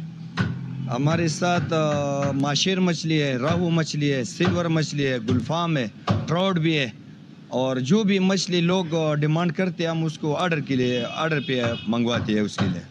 خاص کر یہاں کی دریائے سوات کی ٹراؤٹ فش جو ہے وہ لوگ زیادہ لے کے جاتے ہیں، اور یہاں پر ان کے ساتھ ٹراؤٹ مچھلی بھی دستیاب ہے۔ تو سردی کی شدت کو کم کرنے کے لیے جو مقامی لوگ ہیں وہ گرم چیزوں کو لے رہے ہیں۔ کیا بات ہے شہزاد بھائی آپ کی، کیا زبردست طریقے سے آپ نے ٹراؤٹ فش کا نام لیا، تو ہمارا دل چاہ رہا تھا کہ ٹراؤٹ یہاں پر آ جائے۔ سویرے جو ہے وہ بھوک جاگ اٹھی، چپلی کباب کی بات ہو رہی ہے، مچھلی کی بات ہو رہی ہے، اور پھر موسم ایسا ہو۔ لیکن آپ کو میں اگر ایک بات بتاؤں تھوڑی سی بھوک کم کرنے کے لیے، جو چپلی کباب جس تیل میں بن رہا تھا وہ دادا کے زمانے سے چلا آ رہا ہے، اور پوتے کے زمانے تک ابھی تک چلی رہا ہے۔ چپلی کباب آپ گھر میں بھی بنا لیں، لیکن مچھلی کھانے کے لیے موسم کا انتظار کریں کیا؟ نہیں، مچھلی ہم ویسے بھی کھا سکتے ہیں، ہمارے لیے کوئی نہیں۔ وہ کہتے ہیں ریت جس مہینے میں آتا ہے اس میں کھانے چاہیے، ہمارے لیے تو ہے نا، نومبر، دسمبر، جنوری، فروری، مارچ، اپریل، پھر مئی سے صورتحال ہے۔ اپریل میں کہاں رہے آ رہے آخر میں؟ نہیں، ریت درمیان میں کہیں پر بھی ہے، آخر کی بات نہیں ہے۔ کیا بات ہے، فروری میں کون سا آخر میں آ رہا ہے؟ ہماری معلومات میں مزید اضافہ کر دیا کہ ہم اپریل کا ایک اور اضافی مہینہ ہمیں مل گیا ہے جس میں ہم مچھلی کھا سکتے ہیں۔ سو مچھلی ویسے کھانا چاہیے سارا سال، اب کیا صحت کے لیے اچھی ہوتی ہے، بہت اچھی ہوتی ہے، پروٹین ہوتا ہے، وٹامن ہوتا ہے، دراصل کیا ہوتا ہے اور نہ جانے کیا کیا ہوتا ہے۔ اچھا جی، اب ذرا بات کر لیتے ہیں کچھ آئینی معاملات کی، اور آئینی معاملات کے لیے ہم سپریم کورٹ کا اگر رخ کریں تو وہاں پر جو اجلاس ہوا تھا آئینی بینچز سے متعلق، اس کے منٹس جاری کر دیے گئے ہیں، اور اعلامیے میں یہ کہا گیا ہے کہ آئینی بینچ سربراہ کے سامنے آئینی مقدمات کی موجودہ اور آئندہ کی مجوزہ پالیسی کو رکھا گیا۔ اجلاس میں مقدمات کی کلر کوڈنگ کا فیصلہ کیا گیا۔ مقدمات کو مقرر کرنے، کاز لسٹ جاری کرنے کا معاملہ دیگر 2 کمیٹی ممبرز کے ساتھ طے کیا جائے گا۔ کمیٹی میں شامل 1 جج ممبر فی الحال ملک میں موجود نہیں، دستیابی پر فوری کمیٹی اجلاس بلایا جائے گا۔ اچھا جی، تو جسٹس عائشہ ملک نے کہا کیس کی سماعت کے دوران کہ یہ کیس آئینی بینچ سنے گا، ہم ریگولر بینچ سن رہے ہیں۔ اور یہ کیس کیا تھا جی؟ یہ کیس تھا ٹیکس سے متعلق، اور ٹیکس سے متعلق اس کیس پہ ریمارک سامنے آئے۔ جسٹس منصور علی شاہ نے ریمارک دیے اس وقت کوئی آئینی بینچ نہیں، تو یہ جو غیر آئینی بینچ بیٹھا ہے اس کا کیا کرنا ہے؟ یہ سوال ان کی جانب سے اٹھایا گیا۔ جب تک آئینی بینچ نہیں بیٹھے گا کیا ہم غیر آئینی ہیں؟ اب سوچیں، ججز جنہوں نے کیس کا فیصلہ جنہوں نے انٹرپریٹ کرنا ہے، جنہوں نے ڈیسائیڈ کرنا ہے، ان کو یہ نہیں پتا کہ جو وہ مقدمہ سن رہے ہیں وہ آئینی ہے، آئینی بینچ سنے گا یا ریگولر بینچ سنے گا، کیونکہ ابھی تک جو ابہام ہے اس کو کلیئر نہیں کیا گیا ہے۔ سو یہ ایک بڑا سوال ہے، اور ظاہر ہے معزز جج صاحبان ہی بہتر بتا سکتے ہیں اس کا سلوشن کیا ہے، لیکن جب وہی سوال پوچھے تو پھر اس کا حل کیسے نکلے گا؟ ظاہر ہے کیونکہ وہ قانون میں سے ہی سوال پوچھنے کی کوشش کرتے ہیں، اور قانونی سوال ہے۔ اس پر ذرا بات کر لیتے ہیں، سابق جسٹس شاہ عثمانی صاحب ہمارے ساتھ موجود ہیں۔ Thank you so much sir for joining اس۔ یہ ایک چیز جو ہے، اور اس پہ کافی سوال اٹھ رہے تھے کہ یہ جو آئینی بینچ کے سربراہ کے تعین کا معاملہ تھا، جس طریقے سے بنایا گیا جوڈیشل کمیشن کے اجلاس میں، اور جسٹس صاحب نے اپنے حق میں بھی ووٹ دیا، تو اب ایک امپریشن یہ آ رہا ہے کہ ان کی پوزیشن جو ہے وہ سپریم کورٹ میں زیادہ پاورفل ہے چیف جسٹس کے بنسبت۔ یہ اس پر کچھ لوگ بات کر رہے ہیں، آپ کی اسیسمنٹ کیا ہے اس معاملے پہ؟ دیکھیے، بدقسمتی سے یہ جو سارا معاملہ آئینی بینچ کا اور دوسرا نارمل سپریم کورٹ کا جو معاملہ تھا، یہ اس کو کوئی صحیح طریقے سے میرے خیال میں ہمارے جو لا میکرز ہیں اسمبلی میں انہوں نے اس کو صحیح طریقے سے سوچا نہیں، نہ اس کو صحیح طریقے سے اسٹڈی کیا، اور ایسے ہی ایک قانون بنا دیا چونکہ ان کا مقصد تھا، سیاسی مقصد تھا، وہ قانون بنا دیا۔ اب جو ہو گیا، جو پرابلم ہو گیا، کیونکہ جو کورٹس ہوتی ہیں وہ تو ایک طور طریقے سے کام کرتی ہیں، یعنی جورسڈکشن جو ہے کورٹ کے اندر بہت ہی امپورٹنٹ چیز ہوتی ہے، کیونکہ اگر آپ کی ایک کورٹ کی ایک بینچ کی جورسڈکشن نہیں ہے، اگر وہ کوئی فیصلہ کر دیتی ہے تو بعد میں اس کو چیلنج کیا جا سکتا ہے اور وہ نل اینڈ وائڈ ڈکلیئر ہوگا۔ تو یہ تو وقت کا اور ریسورسز کا ضیاع بھی ہوگا شائق عثمانی صاحب، تو کیا جا سکتا ہے؟ ابھی سولوشن کیا ہے یا نہیں ہے، یا پھر کوئی آئینی ترمیم آئے گی تو کوئی سولوشن نکلے گا؟ نہیں، اب اس میں آئینی ترمیم کی اتنی ضرورت نہیں ہے، جتنی کی ضرورت یہ ہے کہ ہمارے چیف جسٹس صاحب اور جو پریسائڈنگ آفیسر ہیں آئینی بینچ کے، وہ مل کر کے اور باقی سب جج حضرات ایک فل کورٹ بنا کر کے، جو ایک سپریم کورٹ کے رولز ہوتے ہیں جو خود بنا سکتی ہے سپریم کورٹ، وہ بیٹھ کر کے اس کو اسٹڈی کرے اس پرابلم کو۔ جو ریمارکس پاس کیے گئے ہیں جو آپ نے بھی سنائے ہیں جسٹس عائشہ اور جسٹس منصور علی شاہ کے، یہ سب ریمارکس جو ہیں اس میں ایک قسم کی تھوڑی سی طنز بھی ہے، آپ دیکھیں تو کلیئرٹی تو انہوں نے ہی لانی ہے۔ سر یہ میں نے پوزیشن سے متعلق آپ سے ایک سوال پوچھا تھا شروع میں کہ اس وقت جو امپریشن جا رہا ہے کہ زیادہ پوزیشن اسٹرانگ آئینی بینچ کے سربراہ کی ہے اس وقت، ایسا ہے سر؟ دیکھیے اب ہوگا یہ کہ جتنے کیسز آتے ہیں سپریم کورٹ کے پاس اس میں کچھ نہ کچھ تو آئینی چیزیں موجود ہوتی ہیں، یعنی جو بھی کیس جاتا ہے اس میں آئینی چیزیں ضرور ہوتی ہیں، ہیومن رائٹس ہے، کوئی اور دوسری چیز ہے، اس میں آئینی چیزیں موجود ہوتی ہیں۔ اب یہ وہ آئینی بینچ جو ہے وہ دیکھتی ہے کہ بھئی یہ ہم سن سکتے ہیں کہ نہیں سن سکتے۔ یہ ایک ایسی چیز ہے جس کو ختم کرنا یا سالو کرنا بہت ہی ضروری ہے، اور اگر ہماری سپریم کورٹ سے فیل ہو جائے گی تو ہمارا جوڈیشل سسٹم جو ہے وہ کولیپس ہو جائے گا۔ تو یہ پھر کون سا اہم نقطہ ہوگا؟ آپ نے کہا ظاہر ہے ہر پٹیشن میں کوئی نہ کوئی آئین کا ریفرنس دے کر، اور ظاہر ہے ہیومن رائٹس کی بات ہو یا دیگر ایشوز ہو اس کا حوالہ دے کر، ٹیکس ایشو کی بھی بات کر لیں ہم تو حوالہ دیا جاتا ہے۔ کون سا ایسا مدعا ہوگا جو طے کرے گا کہ یہ آئینی بینچ سنے گا یا یہ ریگولر بینچ سنے گا، اور آپ ججز صاحبان بھی اگر بیٹھتے ہیں تو ان کا کنسنسس کس بات پہ پھر ہو سکے گا؟ یہ تو میں نے آپ سے شروع میں کہہ دیا تھا کہ ضروری یہ ہے کہ فل کورٹ بینچ ریفرنس بنے، میٹنگ ہو اور فل کورٹ میں بیٹھ کر کے سارے جج حضرات بیٹھ کر کے اس پوائنٹ کو ڈسکس کریں، چونکہ اب اس پہ کوئی قانون تو بن نہیں سکتا، چونکہ یہ تو پروسیجر کا معاملہ ہے۔ جو ہماری مقرنہ ہے یعنی جو ہماری پارلیمنٹ ہے وہ کوئی سپریم کورٹ کے پروسیجرز تو نہیں بنا سکتی، یہ تو سپریم کورٹ خود ہی بنا سکتی ہے پروسیجر۔ انہوں نے بینچز یہ تو انہوں نے بھی طے کرنا ہے، جو اس میں کمیٹی میں سارے لوگ شامل ہوں گے جس میں ہمارے مقننہ سے بھی لوگ ہیں، جوڈیشل کمیشن ہوں گے۔ نہیں، اس میں میں آپ سے اور بات کر رہا ہوں، میں آپ سے بات کر رہا ہوں کہ یہ سپریم کورٹ کے جو چلانے کے رولز ہوتے ہیں اس سے مقرنہ کا کوئی تعلق نہیں ہے کہ سپریم کورٹ کس طرح سے چلے گی، یہ کام تو سپریم کورٹ کا اپنا ہے اور سپریم خود ہی ڈیسائیڈ کر سکتی ہے۔ جسٹس صاحب ایک چیز یہ ہے کہ پہلے تو سچویشن کلیئر ہوتی تھی نا، یعنی کہ پتہ تھا کہ جی پہلے فائز عیسیٰ صاحب جو ہے چیف جسٹس تھے، اس سے پہلے جو ہے وہ باقی افتخار چودھری صاحب سمیت، بندیال صاحب سمیت جو بھی چیف جسٹس رہے، تو پتہ ہوتا تھا کہ پاور ان کے پاس ہے۔ اس وقت در حقیقت پاور ہے کس کے پاس؟ اور ابھی آپ یہ دیکھیے کہ آئینی بینچ کا جو معاملہ بنا تھا جس کے اندر جوڈیشل کمیشن کے اجلاس میں، تو اس کے اندر جن کو سربراہ بننا تھا انہوں نے بھی خود اپنے حق میں ووٹ دیا تھا، تو یہاں سے کافی کلیئرٹی نہیں آتی کہ چیزیں اتنی سمپل نہیں ہیں۔ یہی تو میں آپ سے کہہ رہا ہوں، دیکھیے اب اس میں کچھ ان کو اس طرح سے کرنا پڑے گا کہ جب کوئی کیس سپریم کورٹ میں فائل ہوتا ہے تو سپریم کورٹ میں 2 رجسٹرار بنا دیں۔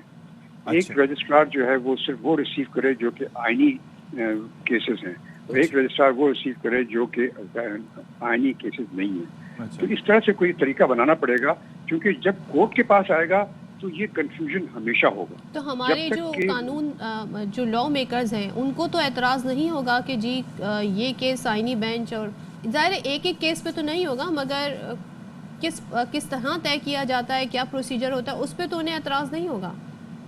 نہیں، میں آپ سے کچھ اور کہہ رہا ہوں، میں کہہ رہا ہوں دیکھیے جب ایک کیس سپریم کورٹ کے پاس جاتا ہے، پہلے زمانے میں یہ سب امینڈمنٹ سے پہلے تو اس میں یہ ہوتا تھا کہ کیس رجسٹرار کے پاس جاتا تھا, رجسٹرار پھر اس کو پٹ اپ کر دیتا تھا وہ چیف جسٹس کے پاس, چیف جسٹس پھر ڈیسائیڈ کرتے تھے کیا کرنا ہے, کس کے پاس جانا ہے. تو اب یہ چونکہ اب دو اس طرح سمجھ لیجیے کہ ہمارے اب 2 سپریم کورٹس ہو گئی ایک قسم کی. اب جو 2 سپریم کورٹ ہو گئی تو اب یہ جب ان کو جب کوئی کیس لایا جاتا ہے تو وہ کیس لانے کے لیے ایک طور طریقہ ہونا چاہیے, ایک کوئی الگ سے ایک رجسٹرار ہونا چاہیے. وہ رجسٹرار کے پاس ایک کیس جائیں گے, دوسرے رجسٹرار کے پاس دوسرا جائے گا, تو پھر یہ کنفیوژن نہیں ہوگا. سر اور اس کے اندر بات یہ ہے کہ پھر 2 صاحبان نہیں, اور اس کے اندر دوسری چیز سر یہ بھی ہے کہ دونوں جسٹس صاحبان کی اپنی الگ الگ رائے بھی ہو سکتی ہے. مثال کے طور پر جو اس وقت یحییٰ آفریدی صاحب ہیں چیف جسٹس پاکستان, وہ کہہ سکتے ہیں کہ جی یہ ہو سکتا ہے آئینی نہ ہو. جسٹس امین الدین صاحب کہہ سکتے ہیں جو آئینی بینچ کے سربراہ ہیں وہ کہہ سکتے ہیں کہ جی آئینی ہے. پھر اس میں کس کی بات سنی جائے گی؟ نہیں میں آپ میری بات نہیں سنیے, میں کچھ اور کہہ رہا ہوں. میں یہ کہہ رہا ہوں کہ جو سپریم کورٹ میں جب کیس کوئی داخل ہوتا ہے تو وہ سپریم کورٹ میں داخل ہوتے وقت آپ رجسٹرار کے پاس جاتے ہیں, اس کے سامنے داخل کرتے ہیں. کورٹ کے سامنے نہیں داخل کرتے, آپ رجسٹرار کے سامنے داخل کرتے ہیں. اور رجسٹرار پھر اس کو دیکھ کر کے ایڈجسٹ کر کے کہ اس میں کوئی آبجیکشن نہیں ہے, کوئی کچھ نہیں ہے, پھر اس کے بعد جب وہ سمجھتا ہے کہ یہ کیس صحیح ہے پھر وہ آگے پٹ اپ کرتا ہے, پھر وہ جج حضرات اس کو دیکھتے ہیں. تو اب کیونکہ پریکٹس اینڈ پروسیجر کمیٹی ہے, اس نے پھر طے نہیں کرنا شیخ عثمانی صاحب؟ جی ہاں, وہ بھی پریکٹس اینڈ پروسیجرز کمیٹی جو ہے وہ بھی کر سکتی ہے. وہ اپنی وہ بھی یقین کرتے ہیں کہ یہ اس چیز کو ایڈریس کرنا بہت ضروری ہے, جو کہ ابھی فی الحال سپریم کورٹ نہیں کر رہی ہے. اور میرے خیال میں اس واسطے نہیں ہو رہا ہے یہ, چونکہ بہت سے جج حضرات ہمارے سپریم کورٹ میں ایسے ہیں جو کہ ابھی تک اس چیز سے متفق نہیں ہیں جو یہ ہوا ہے, یہ سب کچھ ہوا ہے. تو اس وجہ سے آپ دیکھتے ہیں کہ جو ان کے ریمارکس ہوتے ہیں وہ ایسے ہیں کہ جس پہ ظاہر ہوتا ہے کہ وہ ان کو کوئی خاص انٹرسٹ نہیں ہے اس کے اندر. تو جب تک ایک خاص طریقے سے اس کو ایڈریس نہ کیا جائے, سپریم کورٹ کے ہمارے چیف جسٹس صاحب جو ہیں وہ بیٹھ کر کے اور دوسرے پریزائڈنگ آفیسر بیٹھ کر کے سب کو بینچ بنا کر کے یہ سب چیزوں کو ڈسکس کر کے تھریڈ پہ یہ فیصلہ کریں کہ کیسے کیسز داخل ہوں گے اور پھر کیسے فارورڈ ہوں گے, تب تک یہ معاملہ یعنی کہ پروسیجر بننا چاہیے جو کہ سپریم کورٹ کو ہی ڈیسائیڈ کرنا ہے. اور اس میں دونوں ججز کو جو آئینی بینچ کے سربراہ ہیں اور پھر چیف جسٹس پاکستان ان کو بیٹھ کے, کیونکہ جو معاملات پہ اگر جج صاحبان یعنی کہ کنفیوژن کا شکار ہیں تو اس پہ رجسٹرار کے لیے بھی سمپلی سمجھنا آسان نہیں ہوگا, ان کے لیے بھی کلیئرٹی جو ہے مشکل ہوگی جب تک یہ معاملہ حل نہیں ہوتا ہے. تھینک یو سو مچ شائق عثمانی صاحب, ہمیں اس طرح سے گائیڈ کر رہے تھے کہ کس طرح یہ معاملہ جو وہ حل ہو سکتا ہے. لیکن اگر تو ہر کیس پہ یہی ہوگا کہ جی ریگولر بینچ جو سننا ہے آئینی بینچ میں یہ طے نہیں ہو پائے گا, تو پھر جو مقصد تھا اس ساری آئینی ترمیم کا اور اس کے بعد جو ججز کی تعداد بڑھانے کا, وہ مقصد ابیل نہیں ہو سکے گا. وہ یہ تھا کہ جی اسپیڈی جسٹس ہو, جلدی جلدی کیسز کی سماعت اور کیسز نمٹائے جائیں. اور در حقیقت سپریم کورٹ میں اس وقت پاور ہے کس کے پاس؟ That is the question, because he is the one who is going to decide the fate. اچھا جی, اب ذرا خبر دے دیتے ہیں موسم سے متعلق, اسموگ سے متعلق. تو میں جس طرح سے کہہ رہا تھا کہ اس سے ایئر ٹریفک پر بھی اس کے اثرات مرتب ہوں گے, کیونکہ اسموگ اتنی زیادہ ہے کہ کچھ نظر ہی نہیں آ رہا. تو اسموگ کے باعث 4 پروازیں منسوخ اور 1 متبادل ایئرپورٹ پر اتاری گئی. 39 ملکی اور غیر ملکی پروازیں تاخیر کا شکار ہیں. کون کون سی پروازیں ہیں صلاح الدین صاحب ہمیں بتائیں گے اس سے متعلق, بتائیے گا جی. چلیے جی, یہ جو پروازیں ہیں یہ بھی اب متاثر ہونے لگی ہیں اسموگ کی وجہ سے. فوگ پلس اسموگ, تو اس وقت جو ویدر ہے اس کی وجہ سے جو ظاہر ویزیبلٹی ہے وہ کم ہو جاتی ہے. ایسے میں بڑا پرخطر ہو جاتا ہے معاملہ جی پروازیں اڑانے کا. جی بتائیے گا صلاح الدین صاحب, کیا سچویشن ہے؟ پنجاب کا بہت برا حال ہے. پنجاب کے اسموگ کی وجہ سے فلائٹ آپریشن بری طرح سے متاثر ہوا ہے, خاص طور پہ ملتان اور لاہور سے فلائٹ آپریشن شدید بدنظمی کا شکار رہ چکے ہیں. دھند کی وجہ سے پروازیں آپریٹ نہیں ہو پا رہی ہیں. کچھ پروازوں کا رخ تبدیل کیا گیا. اس طرح سے دبئی, شارجہ, دیگر ممالک جانے والی پروازیں متاثر ہوئی ہیں. تو اس طرح سے روزانے کی بنیادوں پر مسافروں کو سخت مشکلات کا سامنا کرنا پڑا ہے اسموگ کی وجہ سے, چونکہ سیفٹی رسک ہوتا ہے. تو اس لیے control tower flight take of کی اجازت نہیں دے رہا, نہ ہی لینڈنگ کی اجازت دی جا رہی. تو یہ صورتحال معمول بن گئی ہے روزانہ ملتان لاہور ایئرپورٹ پہ دھند کی وجہ سے. جی چلیں جی, تھینک یو سو مچ صلاح الدین صاحب, آپ نے ہمیں اس حوالے سے صورتحال کیا. اور پھر ظاہر ہے کہ مزید بھی ہم آپ سے اپڈیٹ لیں گے. ایک اور اپڈیٹ آئی ہے بیسکلی ایئرپورٹ کی سیکیورٹی سے متعلق. وہ یہ ہے کہ مسافروں کو ایئرپورٹ لینے یا رخصت کرنے کے لیے آنے والے شہریوں کو بھی اب ٹکٹس کی کاپی لازمی رکھنا ہوگی تاکہ وہ بتا سکیں کہ یہ ہمارا عزیز ہے, اس کو ہم چھوڑنے آئے تھے, تو ایک کاپی اس کے پاس ہونی چاہیے. وہ ڈیجیٹل کاپی بھی ہو سکتی ہے. اور پھر یہ ہے کہ ایئرپورٹ آنے والے شہریوں کو سیکیورٹی اداروں کے چیک کرنے پر ٹکٹس دکھانا لازمی قرار, ورنہ پھر ایک مسافر کے ساتھ یہ بھی بتایا کہ 4 شہری ایئرپورٹ جا سکیں گے. تو صلاح الدین لیکن ان کے پاس وہ ٹکٹ کی کاپی ہونا ضروری ہے. تو صلاح الدین, کیا یہ کاپی جو ہوگی, ویسے یہ اس طرح کے رول تو اسلام آباد میں بھی تھے, یہاں پر کیا ہو رہا ہے؟ چائنیز کے اوپر کراچی ایئرپورٹ کے سگنلز کے باہر تو وہاں پیر کو Pakistan airport authority, Pakistan civil aviation authority اور ایئرپورٹ سیکورٹی سے متعلق ایک اہم اجلاس ہوا تھا. اس میں یہ فیصلے کیے گئے ہیں کہ ایئرپورٹ پہ آنے والے جو وزٹرز ہیں ان کو کس طرح سے روکا جائے. تو اس لیے ایک SOP تیار کی گئی ہے کہ جو بھی اگر کسی مسافر کے ساتھ جسے ڈراپ کرنے کے لیے وہ جا رہا ہے تو اس کو اپنا اوریجنل شناختی کارڈ ساتھ میں لے کر آنا ہوگا اور اس کا ٹکٹ دکھانا لازمی قرار دیا گیا. اسی طرح سے اگر کوئی بیرون ملک سے کوئی پیسنجر آ رہا ہے اس کو لینے کے لیے بھی یہ شرط لاگو کر دی گئی, اس مسافر کا ٹکٹ کی کاپی لازمی ہونی چاہیے, شناختی کارڈ لازمی ہونا چاہیے, اوریجنل شناختی کارڈ چیک کیا جائے گا, اس کی کاپی وہاں پر. میں بیسکلی یہ جاننا چاہ رہا تھا کہ دنیا بھر میں, اور خاص طور پہ دنیا میں تو خیر الگ ہی حساب کتاب ہے, یہاں پر ہم دیکھتے ہیں کہ اسلام آباد میں ایک وقت میں یہ رول رکھا گیا تھا جب پرانا ایئرپورٹ ہوتا تھا, اور بعد میں بھی کچھ عرصے تک امپلیمنٹ کیا گیا کہ ایک شخص ساتھ جا سکے گا, especially in the domestic flights, تاکہ یہ رش کم ہو. یہاں پر اب بھی 4 شہریوں کو ساتھ جانے کی اجازت ہے, یہ سمجھ سے بالا تر ہے. اور دوسرا یہ ہے کہ اگر جو کاپی کی بات کی جا رہی ہے تو وہ ڈیجیٹل بھی ہو سکتی ہے, یعنی کہ آپ نے موبائل میں اگر کسی کا ٹکٹ رکھا ہو تو آپ وہ بھی دکھا سکتے ہیں, یا پھر ہارڈ کاپی ہونی چاہیے؟ دیکھیے بالکل اشفاق, پہلے تو ایئرپورٹ پہ یہ جھمگٹا نہیں ہونا چاہیے اصولی طور پر, خاص طور پہ ہمارے ایئرپورٹس کراچی ہیں, لاہور ہے, اسلام آباد ہے. آپ دیکھیں کہ کوئی اگر عمرے کی ادائیگی کر کے آ رہا ہے تو پورا خاندان اس کو لینے کے لیے آ رہا ہے, لیکن چونکہ روک نہیں سکتے تھے. لیکن کراچی ایئرپورٹ پر اب یہ عمل درآمد شروع کیا گیا ہے کہ 4 آدمی بھی غلط ہے, اصولی طور پر 2 ہونے چاہیے, بہت زیادہ ایک ڈرائیور ہو یا ایک ساتھ میں وہ, تاکہ جو بیرون ملک سے پیسنجر آ رہا ہے اس کو ریسیو کیا جائے. تو یہ بہرحال یہ کوشش کی جا رہی ہے کہ اس پہ سختی سے عمل درآمد کیا جائے گا. آئندہ چند روز میں باضابطہ طور پر اس کا نوٹیفیکیشن بھی جاری کر دیا جائے گا, چونکہ یہ بھی فیصلہ ہوا ہے اجلاس میں اس پہ عمل درآمد کے لیے. ایک چیز اور بتائیے گا کہ جو ساتھ جائے گا مسافر کے جو ساتھ ہوگا اس کے پاس تو ٹکٹ کی کاپی ہونی چاہیے, ڈیجیٹل ہو یا پھر فوٹو کاپی ہو. جو ایک کیب ڈرائیور ہے کیا اس کے پاس ظاہر ہے وہ کیب والے کو بھی کیا آپ فراہم کریں گے وہ ٹکٹ کی کاپی, اس کے پاس کیا ہونا چاہیے, یا وہ اپنی شناخت کرائے گا؟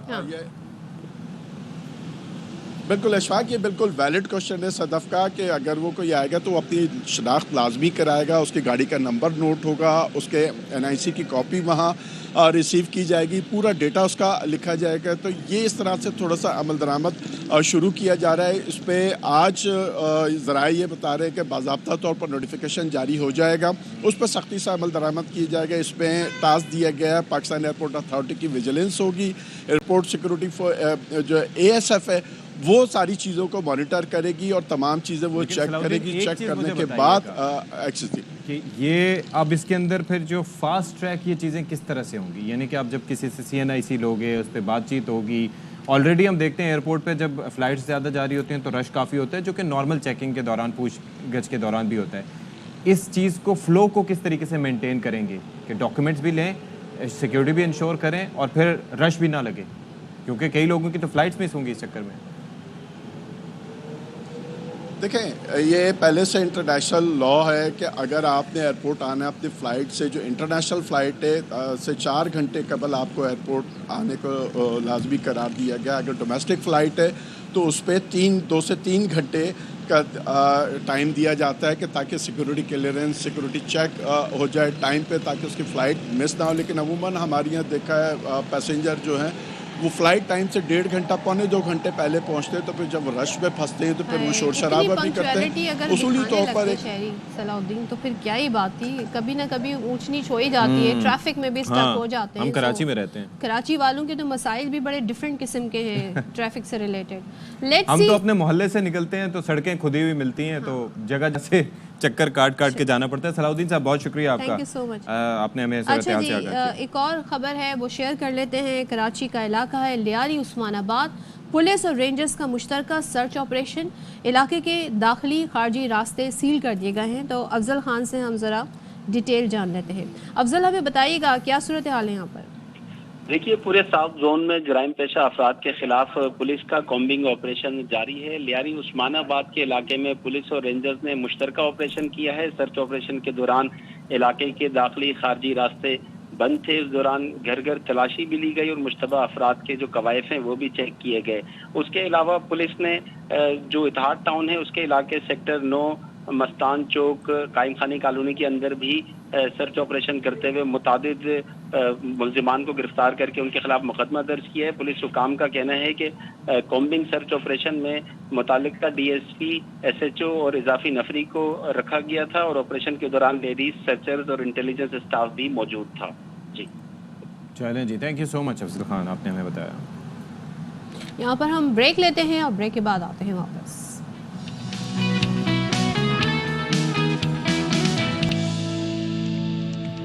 ऑलराइट जी, तो ख़बर ये है कि IMF का वक्त पहुंच चुका है पाकिस्तान और गुज़िश्ता रोज़ मुआशी टीम का IMF मिशन के साथ तारुफ़ी सेशन हुआ और मुआशी अहदाफ पर रिपोर्ट जमा कराई गई। ज़राए ने बताया कि तारुफ़ी सेशन में वज़ारत ख़जाना, FBR, स्टेट बैंक के हुक्काम शरीक हुए और फिर मुआशी अहदाफ पर पहली सहमाई के दौरान जो हासिल करने थे उस पर वफ़द को ब्रीफ किया गया। अच्छा जी, अब ये जो है IMF और जो FBR हुकाम है उनके दरमियान मुज़ाकरात भी शुरू हो गए हैं और जो मिशन की वज़ीर ख़जाना मोहम्मद औरंगज़ेब से आज मुलाकात भी होनी है। अब ज़रा ये बता रहे हैं कि FBR के अहदाफ को पूरा करने नए टैक्स इक़दाम, ये बड़ा मुझे इस पर सवालात हैं, क्या होंगे नए टैक्स इक़दाम और निजकारी प्रोग्राम पर भी बातचीत होगी। निजकारी का मामला भी हमने PIA का देख भी लिया था। IMF को रवा माली साल की पहली सहमाही पर ब्रीफिंग दी जाएगी और राइट साइजिंग की मद में 1.5 लाख सरकारी भर्तियां ख़त्म करने पर ब्रीफिंग दी जाएगी। IMF का सूबाई हुकूमतों से भी मुलाकात करेगी। अच्छा जी, अभी एक और इसी से रिलेटेड ख़बर ये है कि चीफ नेथन पोर्टर की क़यादत में IMF का वफ़द जो है वज़ारत ख़जाना पहुंचा, जहां पर वज़ीर ख़जाना से उनकी मुलाकात हुई। वज़ीर ख़जाना ने वफ़द को खुशामदीद कहा। अच्छा, ये जो मुलाकात हुई है इसमें वज़ीर ममलकत Ali Parvez Malik, governor state bank, chairman FBR और वज़ारत ख़जाना के आला हुकाम भी मौजूद हैं। चलें तो जी, जान लेते हैं क्या हो रहा है, किन चीज़ों पे मुज़ाकरात हो रहे हैं। बात कर लेते हैं, हमारे साथ मौजूद हैं माहिर माशियात डॉक्टर फ़ारूक सलीम साहब। Doctor Farooq, thank you so much हमें ज्वाइन करने के लिए। पहले तो बता दीजिएगा, IMF आता है तो फिर अगर ये कहा जाए जी टैक्स इक़दाम पर बात होगी तो फ़ौरन से हमें कंसर्न शुरू हो जाते हैं, जी टैक्स पर टैक्स पहले ही लग गए हैं। तो ये क्यों आया है IMF का वक्त और क्या इस वक्त होने जा रहा है? मिनी बजट की भी बाज़गश सुनाई दे रही है। देखिए, पहली बात तो ये है कि बिन बुलाए मेहमान जो हैं, ख़ास तौर पे अगर वो बिन बुलाए मेहमान IMF से आ रहे हों तो वो ख़तरे की घंटी, वो ख़तरे की घंटी साथ लेके आती। देखिए, इनका आना जो था वो फरवरी 2025 से पहले नहीं, जो पहला रिव्यू करना था प्रोग्राम के तहत वो होना है फरवरी 2025 में और हमें जो किस्त मिलनी थी वो अगले साल मार्च में थी, तो उससे पहले रिव्यू होना था। अब ये पहुंच गए हैं नवंबर में, तो ज़रूर ख़तरे की घंटियां लेके आए हैं। अब 2-3 बातों का तो जिक्र आपने कर दिया। हमने वादा किया था IMF से कि 13,000 अरब का जो टैक्स का हद है वो पूरे साल का पूरा किया जाएगा। उसमें कोई पहले 3-4 महीनों में 190 अरब रुपए का जो है वो कमी है, वो हद पूरा नहीं। मेरा ख्याल है एक और चीज़ जिसकी शायद मीडिया में शायद इतनी बात नहीं हो रही, वो ये है कि जो हमारी डॉलर की मद में अदायगियाँ हैं और डॉलर की मद में जो हम वसूलियाँ तवक्को कर रखे हैं उसमें कोई 2 अरब डॉलर का खसारा है, गैप है, खलाट, वो बहुत बड़ी खतरे की घंटी। अब पाकिस्तान की तवक्को ये थी कि सऊदी अरेबिया से हमें कोई $100 मिलियन का माहाना तेल जो है वो उधार की बुनियाद पे मिल जाएगा और वो सालाना बन जाएगा कोई $1.2 बिलियन। ठीक है, वो अभी तक फाइनलाइज नहीं हो रहा, सऊदी अरेबिया अभी तक तैयार नहीं। तो एक तो कोई 1.2 अरब डॉलर का खला वहां पे है। फिर एक स्टैंडर्ड चार्टर्ड बैंक से बहुत ही कीमती, मेरा ख्याल है कि पाकिस्तान की तारीख का कीमती तरीन जो कर्जा है کوئی 10-11% بتایا جا رہا تھا، کوئی $600 ملین کا، وہ پاکستان لینے چلا ہے یا سائن ہو چکے ہیں، اس کا پورا ہمیں پتہ نہیں، لیکن بڑا مہنگا قرضہ ہے. تو ایک تو یہ جو خلا ہے ہماری ادائیگیوں میں اور ہماری وصولیوں میں، وہ میرا خیال ہے کہ خطرے کی گھنٹی IMF ضرور بجائے گا. اب ایک دو اچھی خبریں بھی ہیں معاشی اعتبار سے. ایک تو یہ جو ہمارا کرنٹ اکاؤنٹ کا ڈیفیسٹ کہلاتا ہے، تجارتی خسارہ، وہ تقریباً اب نہ ہونے کے برابر ہے. وہ بڑی اچھی خبر ہے. اور دوسری طرف جو ہے ریمیٹنسز کے حوالے سے جو پاکستانی ورکرز پاکستان سے باہر کام کرتے ہیں، وہ پچھلے ماہ انہوں نے جو $3 بلین واپس بھیجا ہے، وہ بھی آپ سمجھے کہ ایک تاریخی ریکارڈ ہے. یہ دونوں تو اچھی خبریں ہیں، لیکن ڈاکٹر صاحب مجھے ایک چیز بتائیے گا کہ یہ ظاہر ہے کہ کافی سارے انڈیکیٹرز ہوتے ہیں جس کے اوپر کام کرنے کی ضرورت ہوتی ہے، اور آئی ایم شیور کہ گورنمنٹس یہ دکھاتی بھی ہوگی کہ دیکھیں جی ہم نے یہاں اخراجات کم کیے، یہ دیکھیں جی عوام کو ہم یہ سبسڈی دیتے تھے، یہ ہم نے بالکل اٹھا دی ہے، گیس پہ سے بجلی پر سے یہ ٹیکس لگا دیے ہیں. لیکن جہاں پر گورنمنٹ کے اخراجات کی بات ہوتی ہے، ابھی میرے لیے بڑی اچنبھے کی بات تھی کہ KP میں انہوں نے ڈیسائیڈ کیا کہ وہاں پر جو منسٹرز ہیں ان کو 10-10 لاکھ روپے تزئین و آرائش کی مد میں ملیں گے، گھر میں اپنے گھر میں رہتے ہیں تو 2-2 لاکھ روپے ماہانہ رینٹ ملے گا. پھر ابھی اور بھی کافی ہم نے دیکھا کہ اخراجات وغیرہ بڑھائے گئے ہیں، تنخواہوں میں الاؤنسز میں اضافہ کیا گیا ہے اعلیٰ سطح پر. تو کیا یہ چیزیں ان پر IMF نظر رکھتا ہے یا یہ بس گورنمنٹ کی اپنی ثوابدید پہ جو مرضی کرے، جہاں سے مرضی کٹوتی کرے؟ دیکھیے یہ اصل نقطہ ہے جو بھی آپ نے اٹھایا. وفاقی حکومت کے پاس جو آمدن آتی ہے وہ اس سال وہ کہہ رہے ہیں کہ 17,000 ارب آئے گی، اس میں سے 10,000 ارب سود میں چلا جائے گا اور 7 ارب انہوں نے صوبوں میں بانٹ دیا. تو وفاقی حکومت کی جیب ہو گئی تو خالی. اب جو فوکس ہونا چاہیے وہ صوبائی حکومتوں میں جو اخراجات ہو رہے ہیں، KP حکومت کا آپ نے ذکر کیا، ان کے اوپر مجھے لگ رہا ہے کہ قطعاً کوئی فوکس نہیں ہے. وہاں پہ اخراجات ہوئے چلے جاتے ہیں. وفاقی حکومت نے IMF کے ساتھ وعدہ کیا تھا کہ تقریباً 1,200 ارب روپیہ جو ہے وہ وفاقی حکومت اپنے بجٹ میں سے سرپلس کر کے وفاقی حکومت کو واپس کریں گے. وہاں مجھے لگتا ہے کہ وہ ایسا نہیں ہو پائے گا. تو آپ سمجھے کہ سارا فوکس ہم کرتے ہیں وفاقی حکومت کے اوپر کہ کس طرح وزارتیں کم کی جائیں، کس طرح اخراجات کم کیے جائیں. جو اصل معاملہ ہے وہ 18ویں ترمیم کے تحت وہ کچھ کر نہیں سکتے جب تک ایک نئی ترمیم نہ لائی جائے.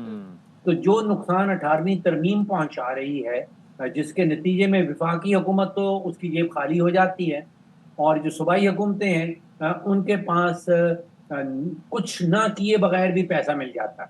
وہ اپنا کوئی ٹیکس اکٹھا نہیں کرتی، وفاقی حکومت سے ان کو جو ہے وہ قانون اور 18ویں ترمیم کے تحت پیسے مل جاتے ہیں. اور وہاں پہ آپ نے بالکل صحیح نقطہ اٹھایا کہ اخراجات کم کرنے کے اوپر کسی قسم کا کوئی قدم نہیں اٹھایا جا. تو ڈاکٹر فاروق صاحب ایک چیز اور بتا دیں، یہ جو نجکاری پروگرام ہے، ہم نے ابھی ریسنٹلی PIA کی نجکاری کا سارا معاملہ دیکھا، اس پہ کافی بحث بھی ہو رہی ہے، تنقید بھی ہو رہی ہے.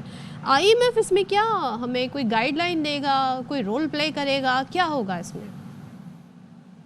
دیکھیے پہلا نقطہ یہ ذہن میں رکھنا ضروری ہے کہ ہماری کن پٹی پہ کوئی بندوق رکھ کے ہمیں زبردستی IMF کے پاس نہیں لے کے جاتا. اور دوسرا ایشو یہ ذہن میں رکھنا ضروری ہے کہ IMF کی یہ ذمہ داری نہیں ہے کہ اس نے کسی ملک کی معیشت کو درست کرنا ہے. اور اس کی جو تاریخ رہی ہے پچھلے آپ سمجھے کوئی 77 سال کی تاریخ، اس کے پاس کوئی ایسی ایگزامپل نہیں ہے کہ اس نے کسی بیمار معیشت کو تندرست و توانا کر دیا ہو. اس کا یہ مقصد نہیں ہے، اس کے یہ چارٹر میں نہیں لکھا. یہ کام کرنا ہے پاکستان کے اپنے معیشت دانوں نے، پاکستان کے اپنے سیاستدان، اپنے جو فیصلہ ساز شخصیات ہیں، انہوں نے کوئی پالیسی بنانی. یہ بھول جائیے کہ IMF آپ کو کوئی پالیسی دے دے گا اور اس کے نتیجے میں پاکستان کی معیشت جو ہے وہ تندرست و توانا ہو جائے گی اور ریس لگانے لگے گی اور میراتھن لڑنے لگی. تو یہ کام ہم نے خود کرنا. پھر اس کا ایک سیاسی اینگل بھی ہے. معاشی اینگل تو ہم نے دیکھ لیا، ہم نے سن لیا، ہم نے ڈسکس کر لیا. سیاسی اینگل ہے جس میں امریکہ کا جو ایگزیکٹو ڈائریکٹر ہے وہ جب ہاتھ اٹھاتا ہے IMF کے بورڈ کے اندر تو وہ کوئی 8,81,000 ووٹ کھڑے ہو. تو اگر تو امریکہ کی جو سیاسی ایشوز ہیں جو ان کی خارجہ پالیسی ہے اس میں پاکستان کوئی ہاتھ بٹا سکے. تو یہ سارے جو مشکلات ہیں جو ہم اپنے اہداف پورے نہیں کر رہے ان کے اوپر ویور بھی مل سکتا. صحیح. تھینک یو سو مچ فاروق صاحب, بہت شکریہ آپ کا. جی ابھی تو مزید بات چیت ہونی ہے, ملاقاتیں ہونی ہے, تو پھر اس کے بعد آفیشیل ہمارے سامنے کیا خبر آتی ہے. چلیں جی بریک لیتے ہیں یہاں پر.